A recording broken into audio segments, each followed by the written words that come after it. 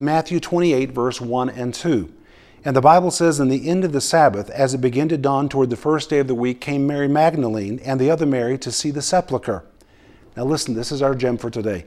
And behold, there was a great earthquake, for the angel of the Lord descended from heaven and came and rolled back the stone from the door and sat upon it.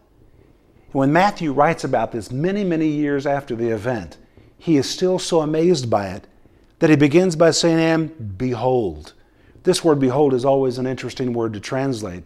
In English, it's almost impossible to translate. It really means, wow, can you believe it? It means that Matthew never lost the wonder or the awe of this experience. Can you believe it? Wow, unthinkable. I'm still thinking about what it means. He was captured by the fact of this great earthquake that rolled back this stone.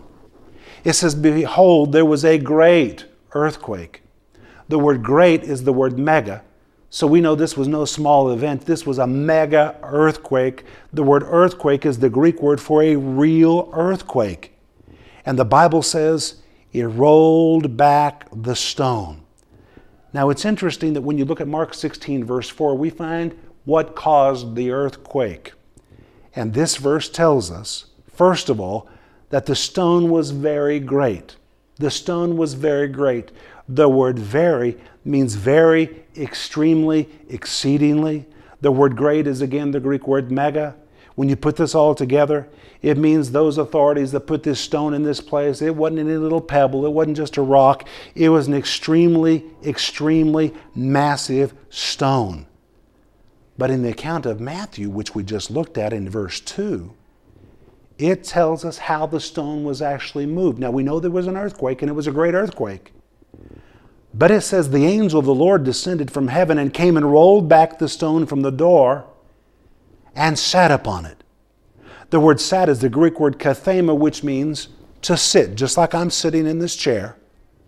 This angel was just sitting on top of this stone. Now I want you to imagine these women come to the gravesite, and there, as they approach the grave, this giant, great, exceeding stone. We're not talking about something small. It was a huge stone and an angel sitting on top of it. How in the world would an angel get up there? Some have suggested, reading from Sparkling Gems, that the ability of an angel to sit on top of such a huge stone may have denoted the immense size of the angel. In other words, he was so huge that he could sit on top of this giant stone as if it were a chair. And if this was the case, the removal of that stone would have been a very simple feat for this angel. And Matthew tells us that not only was the angel strong, but his countenance was like lightning, and his raiment was white as snow. The immense size, the power, and the brilliance of this angel explains why the Roman guards fled the scene. And Matthew chapter 28, verse 4 tells us, and for fear of him, fear of this giant angel, the keepers did shake and became as dead men. The word fear is the Greek word phobos, which means they were so panic-stricken they could hardly hold themselves together. And the Bible says they did shake. The word shake is the Greek word seismos, the same word which would usually be used to describe an earthquake. When they saw the appearance of this angel, they were panic-stricken. They were literally shaking. These well-trained, muscular soldiers, armed to the max, are now trembling like leaves in the wind. And the Bible says they became as dead men. The word dead is the Greek word nekros, the Greek word for a real corpse. The soldiers were so terrified at the appearance of the angel that they fell to the ground, violently trembling, paralyzed with fear, unable to move on the ground. And when they finally were able to move again, they fled the scene.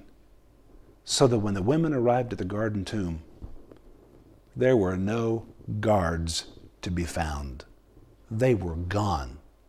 All there was an empty tomb, because Jesus had been raised from the dead. He walked out of that tomb alive. And Jesus is still alive today.